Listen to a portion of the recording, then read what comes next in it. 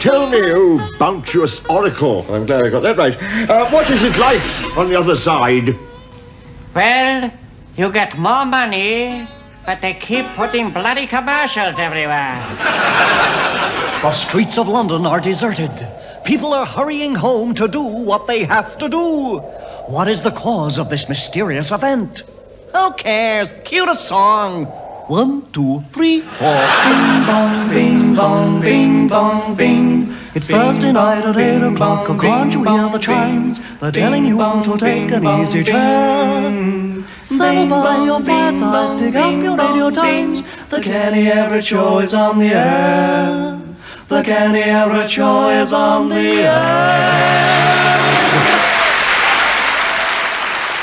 Everett's not there. What?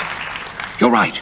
Where is he? I don't know. What are we going to do? Let's use a cartoon. Nobody will notice the difference. Good idea. Hi, everybody, and welcome to the show. And now, this. Oh, here's a kid here. Must take me boots off in a minute. I'm getting vertigo. Anyway, here's the joke. Guy in a pub getting aggro from this big geezer. So finally the guy says to the gorilla, "Here, look, I'm going outside with you, and you better start running." Big fella says, "Why?" He says, "Otherwise you'll never catch me."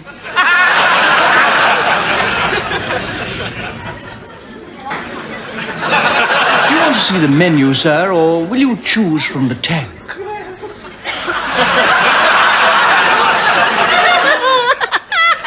That's right, Michael. I know Jean Kelly's a friend of yours, and I admire her very much. After all, she's the princess. Imagine being proposed to by a prince. I was once proposed to by a queen, but that's another story. Anyway, I'm over here making a film about Scotland. That's in England, isn't it? You know, where they toss their capers. Whatever turns you on. Anyway, it's all about this expedition. Yes, that's a lake. Anyway, I play a scientist, and I got these big tubes. But you know that. You saw the preview. Anyway, I'm lowering them into the water to see if they'll float. When suddenly, Bert, he's my leading man, grabs hold of my tubes and says, "I can't stand it any longer." And his kilt falls off. Suddenly, there's this enormous thing rearing up in front of me. Believe me, it's a monster. Oh, I'm telling you the plot. It's an exciting film, and it's all done in the best possible way.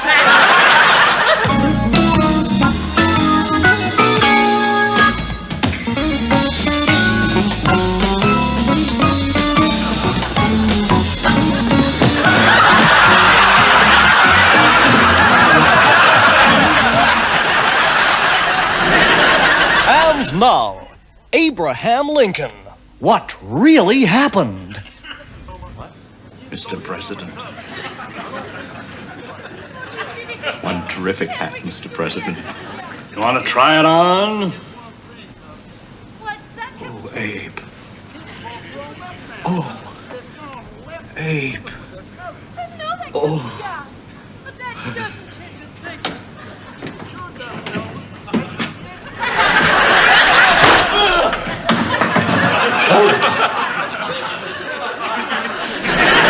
Anyway, I was in the paratroops. Now, what do I say now? You see it. Or tell us about it. Like as if you hadn't heard me say it before. Oh, tell us about it. Like as if you hadn't heard me say it before. I was in the paratroops. I was in this plane. And the feller said to me, he said, "Now, there's nothing to worry about at all." Will you look at this? Look at this. It says, 2 fellas in Dublin have started a business cutting down trees, and the company's called Tree Fellas. 2 people in it. And it also says here, neither was in the paratroops. Now now showtime.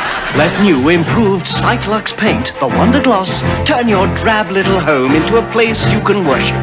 Yes, Cyclox, the paint that needs no roller, no brush, just camera tricks. Cyclox can turn anything into a work of art. Bless you, Cyclox, for making my Sistine pristine. Cyclox paint. Hello. Sid's not here with the leather forecast. Black and shiny with a chance of a few studs. Anyway, I was thinking how handy social graces can be in one's day-to-day intercourse. Case in point, me on a cross-channel ferry, up on a deck, sitting next to a big geezer who happens to be asleep on the deck chair. I am experiencing a case of the mal de mers, you know what I mean? The old heave-ho. Suddenly, the ferry, the ship that is, hits this big wave, and a gut goes with it. And I'll give him the old technicolor yawn all over his strides. He wakes up, doesn't he? Looks down at the ratatouille that's decorating his lap. Quick as a flash, I looks him straight in the eye and says, "Feeling better now?" And now, it's Anything for a Laugh! And here's Kenny!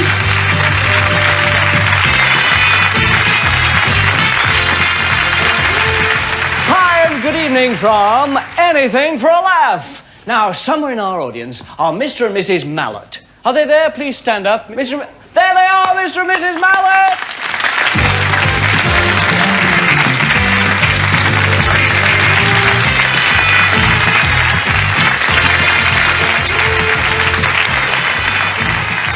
Well, good evening, Mr. and Mrs. Mallet. Are you willing to do anything for a laugh? Yes.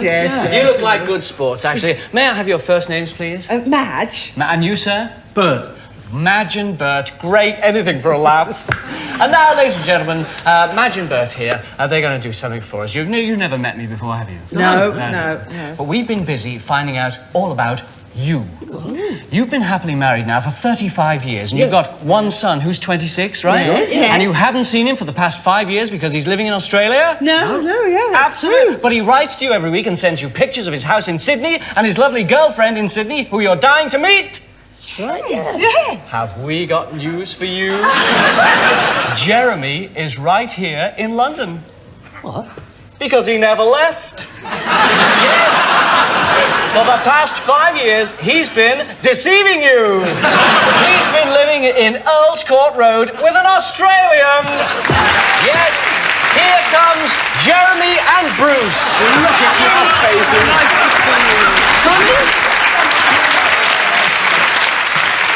That's it for Anything for a Laugh.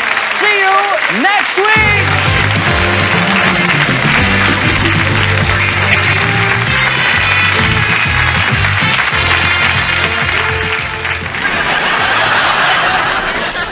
Hello, darlings. You know, I was just thinking what a great show this is. But then you knew that, and I knew that you knew. Because we get letters, you know, and one letter in particular plucked my heartstrings and played havoc with my other organs. Could I have the letter, please? Thank you. Ladies and gentlemen, it goes like this. There, Ken. Belter of a show on Thursday. Give it some clog, darling. Me and the lads burst a gut. You're the governor. Keep sticking it on 'em. Yours sincerely, Laurence Olivier. That's sweet. Thanks, Lau. And now, just for you, here's Imagination.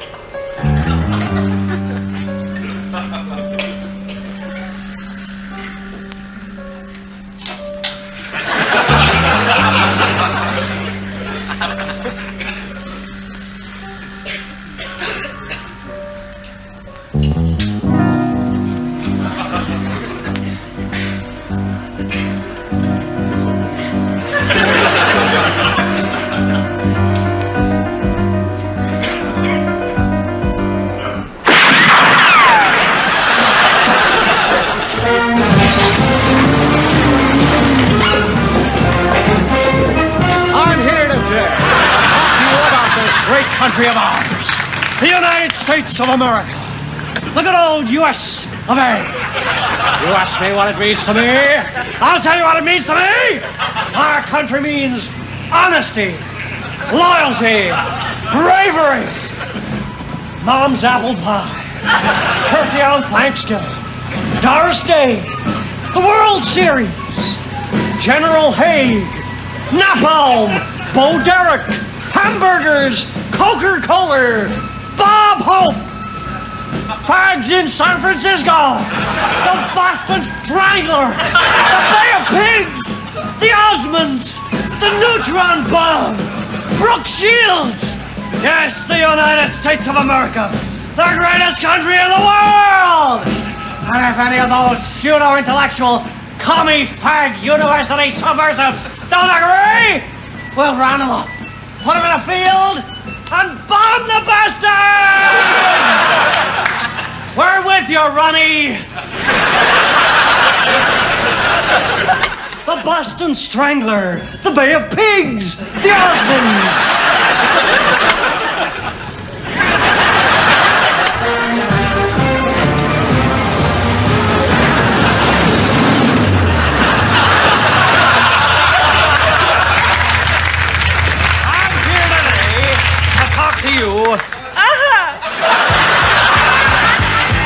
Guess I'll puke here. My laundry's just come back. It's the third time they've refused it this week. Anyway, here's the joke. Guy sitting in the confessional, the old eye-level grill. He says, "Forgive me, Father, for I have sinned. I have adulterated with a bird in the parish." "Who was it, pray?" said the priest. "Was it Betty Grimley?" "No names, no verbals," says the geezer. "Was it Tracy Wilkinson?" says the sky pilot. "No dice," says our hero. "I'm not telling you." Proceeds to have it away on his toast from the church. Meets one of his mates who says, "Did Father absolve you?" And he says, "No, but he gave me a couple of good tips." And now, the South Kelly Slick Jammers Social Club is proud to present Indian's answer to Mike Howard, the man of a million voices, Mohammed Banji.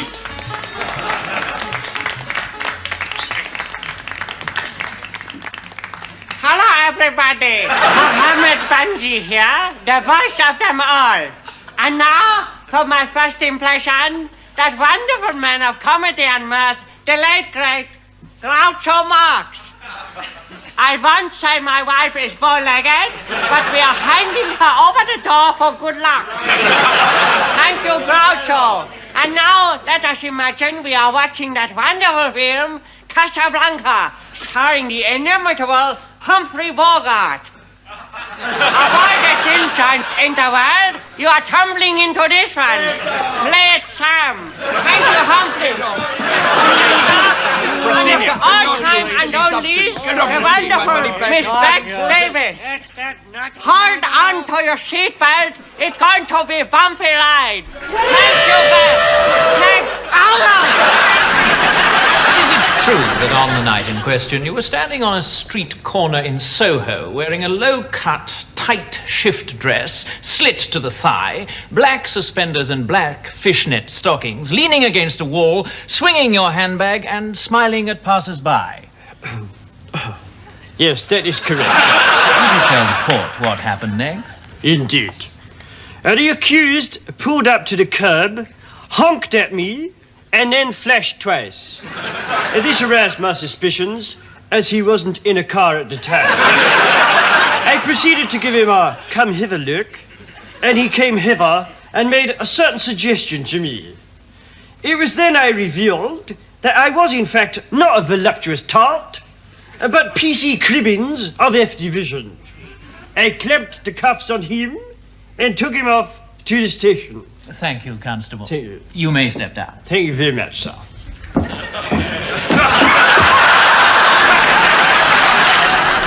Hello. I'm talking to you. Yes, you, sitting there on your comfortable settee and laughing a lot at this great show. Feeling comfortable, secure, mortgage paid, happy in your job, pretty wife, 2 lovely kids. What you need is See? The old adrenaline's pumping now, isn't it? And anyway, you've never seen the room from the top of the wardrobe before. Yes, fear can be fun. Was that a noise outside? It was, you know. Are you sure it was the cat behind the curtains?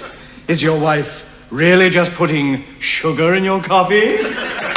That's good. Now you're worried. Fear has put you in touch with your senses. You can feel life galloping through your veins. Yes, you found the secret of life. Because when you're afraid, you've got it made. Get fear today. You know it makes sense.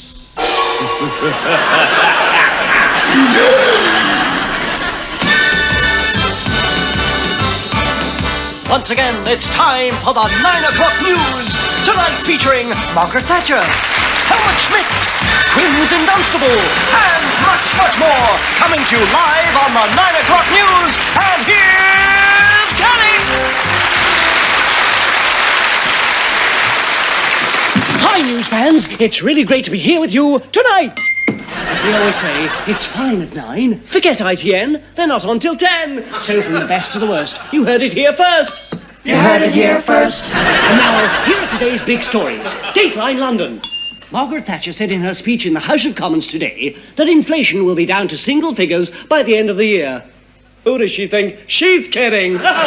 Seems to me I've heard that song before. Dateline Munich. West German Chancellor Helmut Schmidt flew to Munich today to address a rally.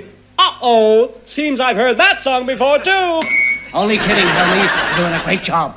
Dateline Moscow. Traffic was brought to a halt in Moscow today by the annual May Day parade. However, a spokesman for the Kremlin said that their main objective was world peace. Ha! Pull the other one, Ivan. That's enough of the heavy stuff, we're getting too depressed. So let's look on the lighter side, the brighter side is best. Dateline Dunstable. Mrs. Marjorie Ferret gave birth to Quinns today. Her husband immediately started divorce proceedings. He claimed the last one wasn't his. Here first. Dateline Soho. Strippers marched today for higher pay. Their spokesman, Treasure Chest Laverne, spoke to our reporter. We have been under this management for years without a sign of a rise. It's just not good enough. We will not take this line down anymore. So we have pulled all the members out. We are reconsidering our position, but basically we want something on the table now. Dateline Yorkshire. Controversial ace batsman Jeff Boycott refused to speak to our reporter today and bricked himself up in his house. It's the BBC here, Mr. Boycott. Will you come out, please? No. And now, it's time for that cute little funny story at the end of the news. That heartwarming, treacly little anecdote that's designed to leave you with a smile on your face. Here comes the bit that makes you go, ah. Miss Molly Perkins became Britain's oldest woman today. She celebrated her 108th birthday. She said she attributed her longevity to the fact that she always goes out for a walk in the park every night at midnight. When asked if she worried about mugging, she said no, she enjoyed mugging people and will continue as long as her health holds out. Good golly, Miss Molly, right on. Well, that's it from the news desk tonight, but we'll be back tomorrow night with another fun-packed edition of the 9 o'clock news to chase your blues away show. Bye for now.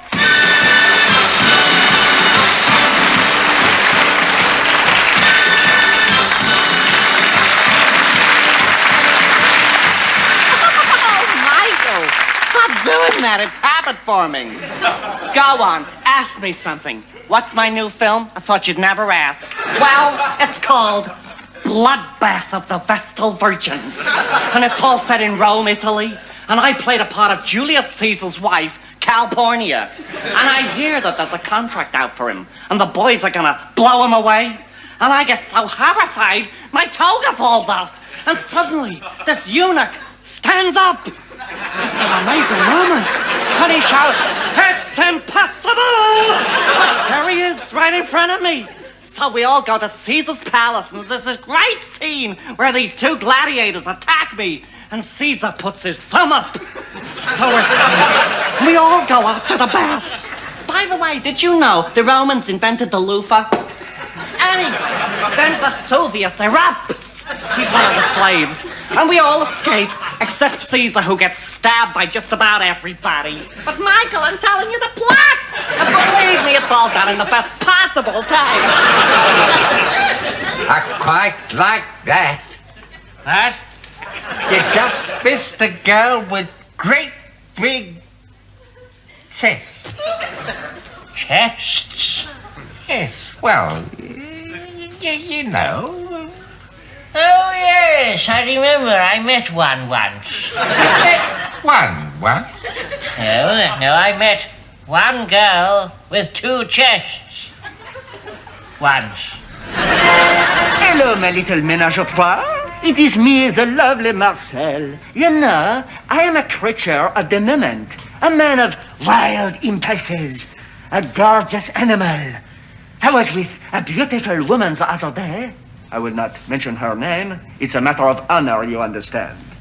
I said to her, Betty Wilkinson, I want you now. And I lavished my attentions on her, and she was overwhelmed as usual. Mind you, they'll never let us in McDonald's again. Au revoir, my little Big Macs.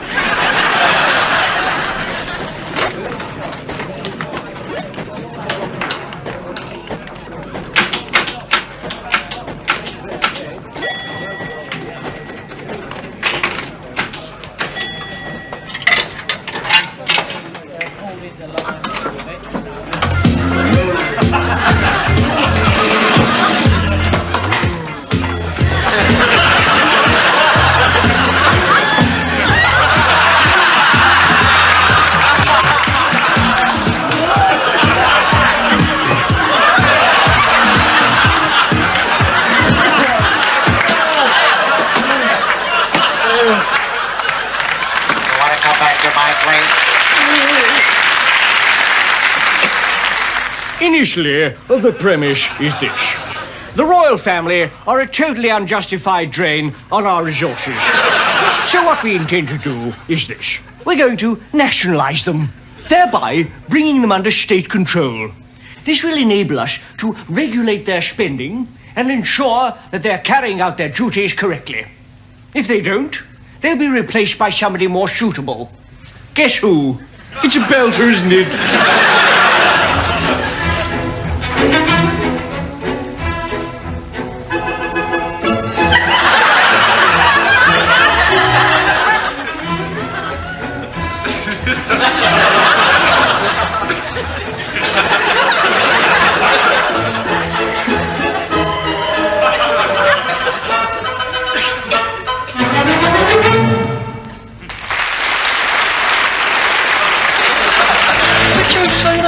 Kelly and him are in those belly tights, prancing about with the jumps and the splits. For a minute there, I thought it was going to be the Nutcracker suite. Well, that's the end of the show, and you're sitting there saying to yourself, how can I make it through the next 7 days without Ken? And I'm standing here with a broken heart, because I won't be seeing you again till next week. What can we do? I tell you what, let's all meet for lunch tomorrow. Great idea. We can get to know each other better. Terrific. I'll book a table for 24 million at this cute little restaurant I know, and we'll all have some laughs. Oh, wait a minute. How will I know you? Got it. You wear a pink carnation, and when I see 24 million people come in wearing pink carnations, I'll know it's you. What's this? Oh, it's the ratings for this show. Okay, we'll make it a quiet table for 2 in the corner.